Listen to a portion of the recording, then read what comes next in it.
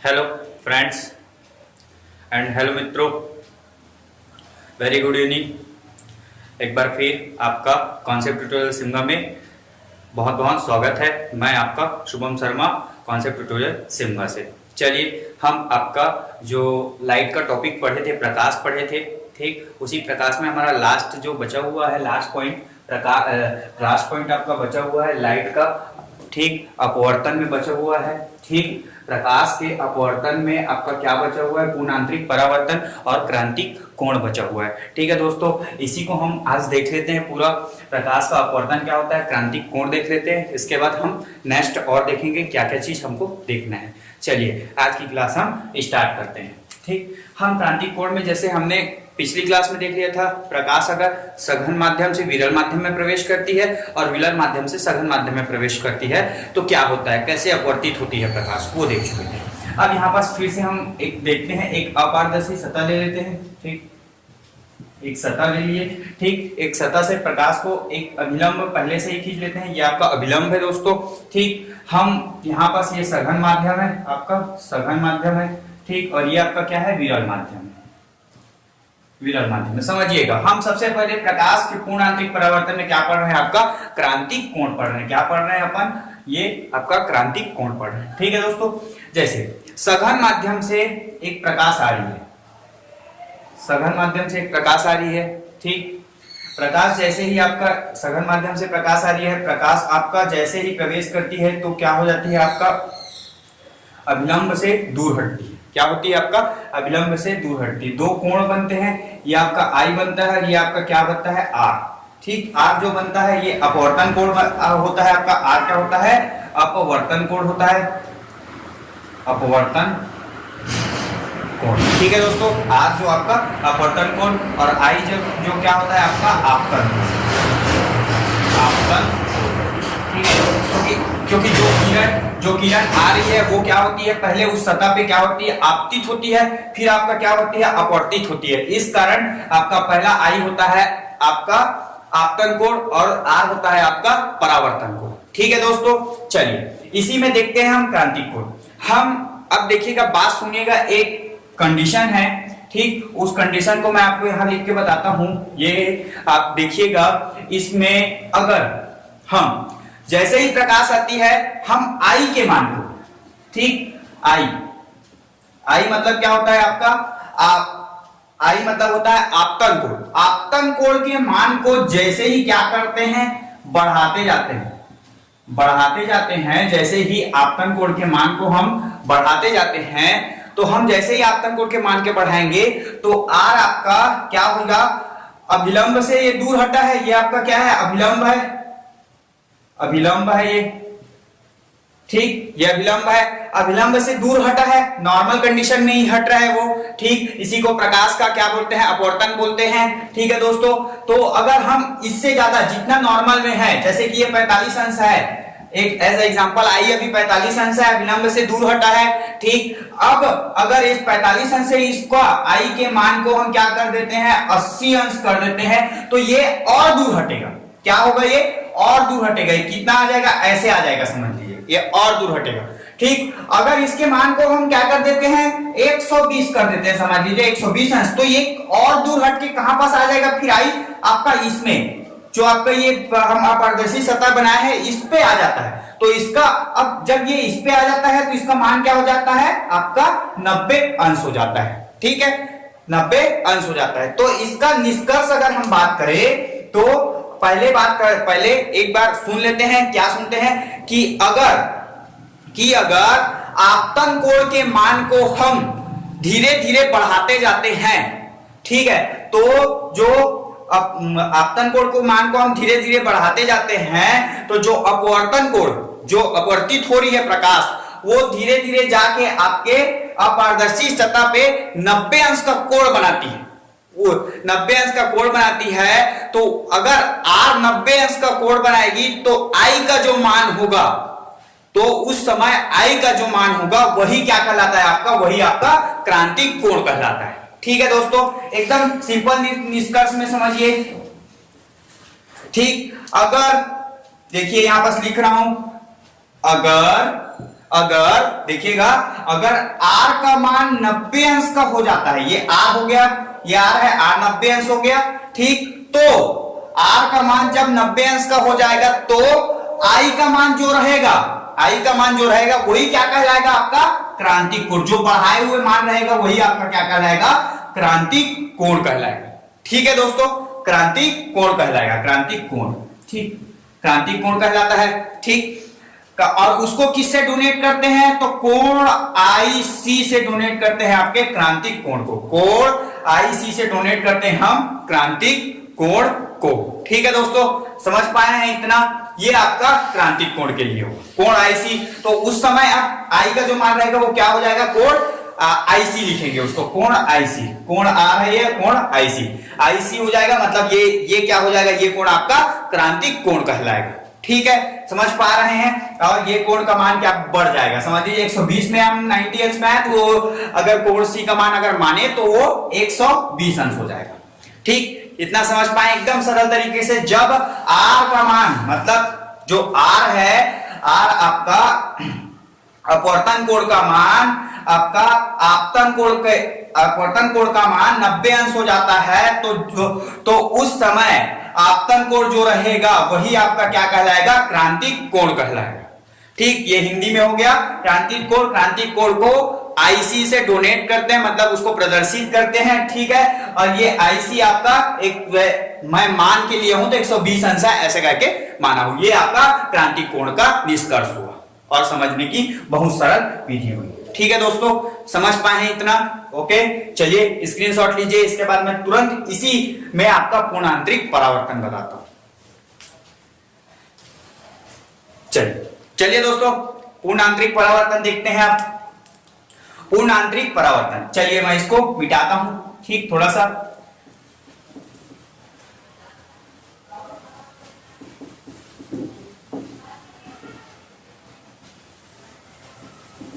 ठीक, पहला निष्कर्ष था कि I के मान को जैसे ही हम बढ़ाते हैं तो एक स्थिति में R यहां से आपका अपवर्तित होके क्या आ जाता है, इस अपारदर्शी सतह जो लिए है इस पे समक्ष समतल आ जाता है, ठीक, समरूप आ जाता है। तो उस समय R का मान क्या होता है, आपका 90 अंश होता है। R बराबर क्या हो जाता है, आपका 90 अंश। तो जब 90 अंश होगा तो I का मान जो होगा उसको IC से डोनेट करेंगे और ये होगा क्रांतिक कोण, पहला निष्कर्ष। अब दूसरा पूर्णांतरिक परिवर्तन पे देखते हैं। I के मान को हम समझ लीजिए उस समय माने थे 120 अंश बढ़ाए तो 90 में आए। अब I के मान को 120 से और ज्यादा बढ़ाते हैं, I के मान को 120 से और ज्यादा बढ़ाते हैं तो यह विलंब से और झुकता है, और झुकता है, और झुकता है, और झुकते झुकते वो ऐसे हो जाता है सीधा सीधा इसी चीज माध्यम से, सघन माध्यम से विरल में जा रहा है, उसी सघन माध्यम में वापस आ जाता है इसको। और उस समय R का मान ये होता है, ठीक है, ये R होता है। तो इस समय 90 में था तो क्रांतिक कोण कहलाया। फिर से उसके I के मान को हम जैसे जैसे बढ़ाते गए तो ये आपका विलंब से और झुकते झुकते सीधा आपका क्या हो गया, सघन माध्यम में वापस आ गया। इसी घटना को, प्रकाश के इसी घटना को क्या कहा जाता है, आपका पूर्णांतरिक परावर्तन कहते हैं। इसी घटना को प्रकाश का पूर्णांतरिक क्या बोला जाता है, परावर्तन कहा जाता है। ये कैसी स्थिति में हुई, तो याद रखिए हम I के मान को एक स्थिति में बढ़ाए थे तो आपका प्रकाश इसमें आया था, क्रांतिक कोण कहलाया। अब I के मान को उस क्रांतिक कोण की स्थिति से और ज्यादा बढ़ा रहे हैं तो आपका ये क्या है, यहां से फिर से झुकते झुकते क्या है, यहां से झुकते झुकते आपका यहां आ गया सीधा, और ये यहां आके क्या होता है, आपका परावर्तित हो जाता है। क्या होता है, अरे परावर्तन में एक ही माध्यम में ऐसे प्रकाश आती थी ना, जो ये जैसे ऐसे बनाता था कि प्रकाश आई ऐसे हो जाती थी, यही स्थिति यहाँ पर भी हुई, ऐसे आई और ऐसी परावर्तित हो गई। इसी को क्या बोला जाता है, प्रकाश का पूर्ण आंतरिक परावर्तन कहते हैं, पूर्ण आंतरिक परावर्तन कहते हैं, पूर्ण आंतरिक परावर्तन कहते हैं, वर्तन कहते हैं। ठीक दोस्तों, समझ पाए, ये आपका पूर्णांतरिक परावर्तन का निष्कर्ष। ठीक, पूर्णांतरिक परावर्तन का जल्दी से स्क्रीनशॉट ले लीजिए, इसका मैं थोड़ा सा निष्कर्ष और बताता हूं पूर्णांतरिक परावर्तन का। दोस्तों इसमें देखते हैं ये स्थिति कब होती है, ऐसी स्थिति कब बनती है, तो याद रखिएगा पूर्णांतरिक परावर्तन कब होता है। तो इसमें देखिए कोण IC, ठीक, कोण आईसी के मान, मतलब कोण आईसी मतलब क्रांतिक कोण के मान से, ठीक, क्रांतिक कोण के मान से आपतन कोण, कोण आई का मान अगर अधिक हो जाता है तब प्रकाश का क्या होता है, पूर्ण आंतरिक परावर्तन होता है, आंतरिक परावर्तन होता है, पूर्ण आंतरिक परावर्तन होता है। समझ में आया मित्रों? ठीक, इसके बाद देखिएगा पूर्ण आंतरिक परावर्तन का एग्जाम्पल देखिए, किस किस में पूर्ण आंतरिक परावर्तन होता है। तो याद रखिएगा प्रकाशी तंतु पहला, प्रकाशी तंतु, ठीक, जो तारा टिमटिमाते रहते हैं प्रकाश में, वो आपका पहला एग्जाम्पल। दूसरा इसी में मृग तृष्णा, ठीक, अरे मृग तृष्णा का मतलब जो रेगिस्तान में देखते हैं कि हम पानी के लिए ढूंढते रहते हैं, तो कोई पेड़ और जल सा भरा हुआ तालाब ऐसा टाइप का हमको प्रतीक होता है, प्रकाश पड़ता है रेत में, इस कारण उसी को क्या बोलते हैं, आपका मृग तृष्णा कहा जाता है। प्रकाशी तंतु, तारा का ऊपर में टिमटिमाना, ये होता है आपका प्रकाशी तंतु। ठीक है दोस्तों, इतना समझ में आया है। ये आपका पूर्ण आंतरिक परावर्तन और क्रांतिक कोण, ये दोनों आपका क्या होता है, आज समाप्त होता है। इसके बाद चलिए हम देखते हैं लेंस। पहले, ठीक है दोस्तों, चलिए हम देखते हैं अपवर्तनांक। अपवर्तनांक में सबसे पहले समझ लेते हैं माध्यम। ठीक है, माध्यम दो प्रकार के होते हैं। ठीक, पहले तो माध्यम देखे थे सघन माध्यम, विरल माध्यम। अब सघन माध्यम और विरल माध्यम में अगर हम वस्तु रख देते हैं तो किस प्रकार के माध्यम आते हैं, तो याद रखिएगा, अगर वस्तु रखते हैं तो माध्यम दो प्रकार के होते हैं, एक आपका निरपेक्ष माध्यम और एक सापेक्ष माध्यम। सघन माध्यम के सापेक्ष और सघन माध्यम के निरपेक्ष, विरल माध्यम के सापेक्ष, विरल माध्यम के निरपेक्ष। ठीक, निरपेक्ष माध्यम वो होता है जिसमें हम कोई भी वस्तु है उसको हम क्या कर सकते हैं, हम देख नहीं सकते, अनुभव कर सकते हैं। जैसे सबसे बड़ा एग्जांपल आपका वायु। ठीक है, और उसके बाद सापेक्ष माध्यम वह है जिसमें हम अनुभव कर सकते हैं, देख सकते हैं। ठीक है, और उसको क्या कर सकते हैं, हम दृष्टि से अपने देख सकते हैं। ये होता है आपका सापेक्ष माध्यम। इसमें सबसे पहले आता है पानी, फिर आपका ठोस, फिर आपका हीरा। ठोस मतलब सभी प्रकार के ठोस, सभी प्रकार के द्रव्य जिसको हम देख सकते हैं। ठीक, और आपका हीरा, इतने आपके सापेक्ष माध्यम में याद रखिएगा, और इतना आपको वायु को आपको निरपेक्ष माध्यम। ठीक दोस्तों, अपवर्तनांक के सूत्र में, अपवर्तनांक के सूत्र में हमारे एक भाई साहब हैं, भाई साहब थे स्नेल, वैज्ञानिक थे स्नेल। उसका नियम वर्क करता है, उसका नियम कार्य में लाया जाता है। ठीक, इसको समझते हैं। ये म्यू जो आपको दिख रहा है, म्यू अपवर्तनांक को म्यू से प्रदर्शित करते हैं। ठीक, कई बार पूछा गया क्वेश्चन है, इसको राउंड अप करके याद रखिएगा। अपवर्तनांक, इसको राउंड अप करके याद रखिए, म्यू से प्रदर्शित करते हैं अपवर्तनांक को। किसी भी चीज का अपवर्तनांक निकालने के लिए म्यू से प्रदर्शित करते हैं। ठीक, म्यू बराबर होता है, अपवर्तनांक बराबर होता है माध्यम 2 में होने वाली घटना। माध्यम 2, अब जैसे यहाँ पास फिर समझते हैं, ये देखिए ऐसे एक प्रकाश आ रही है, ये ऐसे झुक के निकल रही है, ये झुक के निकल रही है। ये आपका सघन है, सघन, ये पहला, और ये पहला माध्यम सघन। ठीक, और ये आपका दूसरा विरल। ठीक, तो माध्यम 2 में, ये जो माध्यम 2 है, इस माध्यम 2 में होने वाली घटना, ये माध्यम 2 में होने वाली घटना,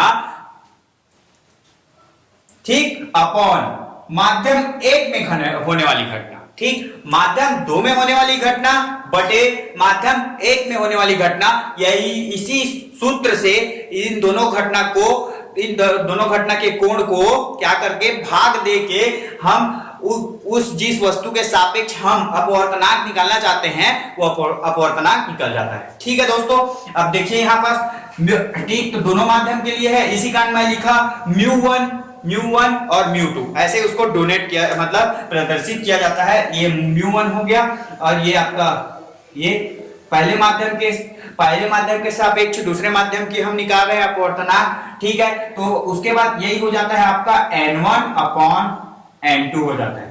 ठीक, इसी को स्नेल का नियम कहते हैं। ठीक है दोस्तों, अब यहां पास से एक चीज और आता है, इस म्यू के जगह, इस μ1 अपॉन μ2 के जगह, ठीक, इस μ1 अपॉन μ2 के जगह हम रखते हैं n1 में sine i upon sine r, ठीक, sine i upon sine r रखते हैं। ठीक है दोस्तों, sine I upon sine R रखते हैं। ठीक, इसमें तो उसके बाद फिर ये हो जाता है सूत्र, अगर बात करें तो ये n1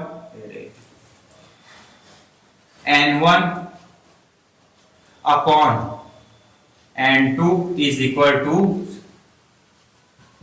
sign I upon sine R. ये आपका अपवर्तनांक निकालने का मुख्य सूत्र होता है।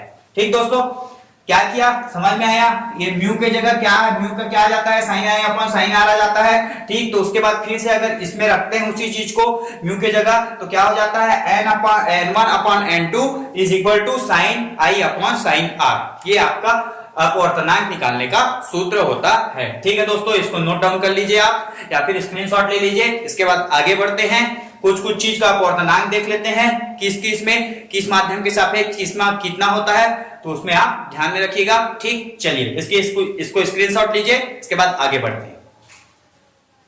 ये दोस्तों, अब ये आपका देख लेते हैं कि अपवर्तनांक और क्रांतिक कोण किसके में कितना कितना होता है। पानी का अपवर्तनांक आपका 1.33 इसका पानी का अपवर्तनांक होता है। ठीक है, और आपका पानी का क्रांतिक कोण होता है 48.5 अंश। 48.5 अंश आपका इसका क्रांतिक कोण होता है। पानी का अपवर्तनांक 1.33 1.33 एकदम सरल है। 48.5 अंश अंश कोण। ठीक, अब इसके बाद कांच का अपवर्तनांक बात करें तो 1.52 1.52। ठीक, ये होता है आपका इसका अपवर्तनांक कांच का। ठीक है, और आपका इसका कोण होता है 41.1 अंश। ठीक, क्रांतिक कोण होता है कांच का 41.1 अंश। ठीक है, जब प्रकाश अति परावर्तन होता है तो इसमें कांच के सापेक्ष में अगर कोई वस्तु रखी हुई है तो इसमें क्या होता है, आपका इसके क्रांतिक कोण का मान होता है आपका 41.1 अंश। ठीक है दोस्तों, अब इसके बाद हीरा लास्ट वाला पॉइंट है आपका हीरा, क्योंकि आप लोग भी हीरे हो। ठीक है, सब अपने मम्मी पापा हीरे रहते हैं जी। हीरा, तो हीरे में आपका 2.42 आपका इसका क्या होता है, अपवर्तनांक होता है। ठीक, अपवर्तनांक, और आपका इसके क्रांतिक कोण का मान होता है आपका 24.4 अंश। मोस्ट आईएमपी पूछता है, नहीं पूछता है ऐसी बात नहीं है। अपवर्तनांक और क्रांतिक कोण का मान किसके सापेक्ष, पानी के सापेक्ष, कांच के सापेक्ष और हीरा के सापेक्ष पूछता है दोस्तों। पानी आपका निरपेक्ष है, माध्यम है, और ये दोनों आपके सापेक्ष माध्यम में आते हैं। ठीक है, हीरा ठोस होता है, ठोस के सापेक्ष में कांच भी ठोस होता है, पूरा ठोस को लिए हैं हम। ठीक दोस्तों, और पानी भी आपका निरपेक्ष बोल रहा था, ये भी आपका सापेक्ष माध्यम है। पानी भी आपका सापेक्ष माध्यम ही है, निरपेक्ष नहीं है। निरपेक्ष तो वायु है जी, कभी कभी मुंह से कुछ निकल जाता है। ठीक है दोस्तों, सॉरी, इसके लिए पानी भी आपका सापेक्ष माध्यम है। ये तीनों सापेक्ष माध्यम है। एक बार और, अपवर्तनांक 1.33 आपका पानी का होता है। ठीक, कांच का 1.52 होता है, और हीरा का आपका 2.42 होता है। ठीक है, अब इसके बाद इसके कोण की बात करें, क्रांतिक कोण की, तो सबसे पहले पानी की बात करते हैं। तो पानी में आपका 48.5 अंश आपका पानी का क्रांतिक कोण होता है। उसके बाद पानी माध्यम में कांच की बात करें तो कांच में आपका होता है 41.1 अंश आपका कांच का होता है, और हीरा का आपका 24.4 अंश होता है। ठीक, इतना को आप जल्दी से स्क्रीनशॉट लीजिए। आगे बढ़ता हूं, आज की क्लास हम यही समाप्त करते हैं। आज हमने देखा क्रांतिक कोण, पूर्णांतरिक परावर्तन, क्रांतिक कोण, साथ में हमने क्या देखा आपका अपवर्तनांक, और 3 कांच, पानी, हीरा, ये सब का अपवर्तनांक देख लिया। इतना सारा चीज आपके एग्जाम के पॉइंट ऑफ व्यू से बहुत ही ज्यादा इंपॉर्टेंट है, तो इसको आप ध्यान में रखिएगा। ठीक है, अब इसके बाद दोस्तों हम ना आगे का आपका लेंस बचा हुआ है, उत्तल लेंस और अवतल लेंस, ठीक, बताने के लिए कि उसमें प्रतिबिंब की स्थिति कैसे रहती है, प्रतिबिंब कैसा बनता है। ठीक, लेंस और दर्पण में अंतर देख लेंगे, किस किस में उपयोग होता है वो उसको देख लेंगे नेक्स्ट क्लास में। थोड़ा 15-17 मिनट का आपका नेक्स्ट क्लास बचा हुआ है। ठीक है दोस्त, प्रकाशी तंतु और मृग तृष्णा जो होता है उसको देख लेंगे। उसके बाद आपका फिजिक्स का प्रकाश का टॉपिक पूरा खत्म हो जाएगा। मेरा एक और क्लास आएगा फिजिक्स के लाइट के जो बचे हुए टॉपिक के लिए, इसके बाद पूरा खत्म हो जाएगा। और मानव नेत्र जो होता है दोस्तों, ये भी प्रकाश का ही टॉपिक है। उसको हम मानव नेत्र को इसमें ना पढ़ के हम बायो में पढ़ेंगे, तो इसमें मैं मानव नेत्र को आप लोग को नहीं बताऊंगा। ठीक है दोस्तों, हम बायो में पढ़ेंगे उसको, बहुत अच्छे से, बहुत डिटेल से पढ़ेंगे बायो में। ठीक है दोस्तों, और चलिए फिर आप अच्छे से पढ़ते रहिए, कंटिन्यू स्टडी करते रहिए। इससे पहले आपकी आशिका मैम की वीडियो आई है, मैथ्स रीजनिंग की वीडियो आई है, उस रीजनिंग की वीडियो को देखते रहिए। साथ में मैथ्स रीजनिंग छत्तीसगढ़, आपका हिंदी भाषा, मेरी हिंदी भाषा की वीडियो आई थी, उसको देखिए आप। और साथ में छत्तीसगढ़ की भी मेरे द्वारा वीडियोस आई रही है, साथ में आपका फिजिक्स भी चल रहा है। तो अब कंटिन्यू ऐसा ही चलते रहेगा। कुछ टाइम तक, अभी 2-4 दिन तक थोड़ा लेट से वीडियो आई क्योंकि मैं थोड़ा व्यस्त था। ठीक दोस्तों, अब आपका कंटिन्यू क्लासेस चलती रहेगी, कंटिन्यू क्लासेस देखते रहिए। हमारे कॉन्सेप्ट ट्यूटोरियल सिमगा के चैनल को, यूट्यूब चैनल को सब्सक्राइब कीजिए, लाइक कीजिए, बेल आइकन को प्रेस करिए। साथ में हमारे टेलीग्राम चैनल है जो कॉन्सेप्ट ट्यूटोरियल सिमगा के नाम से, उसको आप सब्सक्राइब करिए। उसमें आपका डेली करंट अफेयर्स आते रहते हैं, डेली इस सब जो भी मैं पढ़ाया रहता हूं उसके भी छोटे छोटे पीडीएफ डलते रहते हैं। ओके दोस्तों, thank you so much for watching and अपनी एग्जाम की तैयारी करते रहिए। कीप इट अप मेरे all friends, thank you so much.